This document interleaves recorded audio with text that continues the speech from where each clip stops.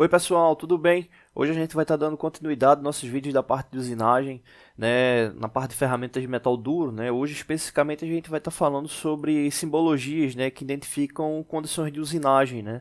É muito comum, né, quando você compra um jogo de inserto, né, um estojo de inserto, ele trazer informações sobre os tipos de condições, né? Essas condições elas se caracterizam como boas condições, condições médias e condições difíceis, né? Então, normalmente você encontra nessas simbologias indicadas nos insertos, né?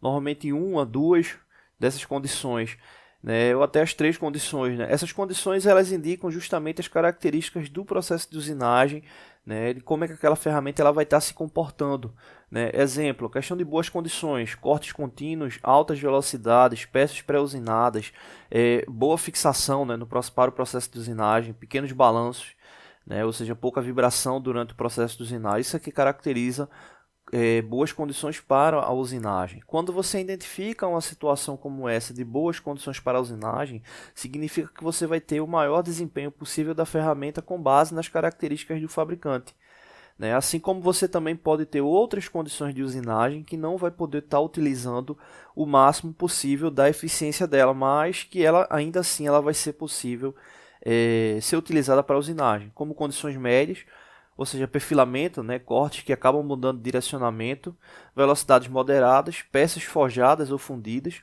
boa fixação também da peça, condições difíceis, cortes interrompidos, baixas velocidades, casca pesada forjada, né, a parte da carepa da peça, e fixação insatisfatória da peça, né? Então você tem aqui as três condições que indicam as características das condições de usinagem da peça, né? Então normalmente você acaba encontrando uma dessas simbologias aí quando você compra, né, a ferramenta, né?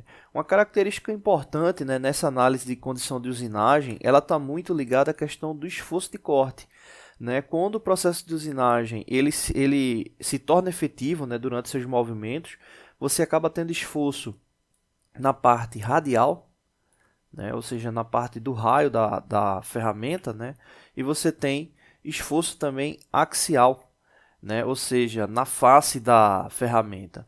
O que acontece? Os esforços de corte, quando ele ocorre contra o sentido da fixação da ferramenta, você acaba tendo menos vibração durante o processo de usinagem. Ou seja, quando você, exemplo, está fazendo um corte de faceamento, né, ou seja, um processo de usinagem que está indo de um ponto inicial do perfilamento externo, né, ou da periferia externa até a parte central da peça, você está indo contra a fixação da ferramenta, fazendo com que o esforço de corte ele seja o menor, né? Já ocorre diferente quando você está fazendo um processo de usinagem, o qual a ferramenta ela está indo de encontro ao comprimento da peça e o suporte de fixação também ao contrário, né? Ou seja, você acaba indo de encontro à fixação da ferramenta. Quando isso ocorre, a tendência de oscilação da vibração ela acaba sendo maior, né? Porque ela não vai ter suporte no lado contrário, né? Então, quando você tem esse tipo de corte, você acaba tendo uma oscilação de vibração maior,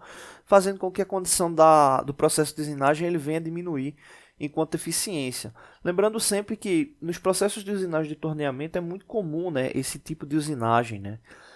Então, é justamente essa uma das características que acaba diferenciando, né, condições de ferramentas com um bom desempenho e condições de ferramentas com um mau desempenho, tá bom? Próximo vídeo a gente vai estar dando continuidade, né, às características aí do processo de usinagem utilizando ferramentas de metal duro. Não deixe de se inscrever no canal, toda semana tem vídeos novos. Valeu!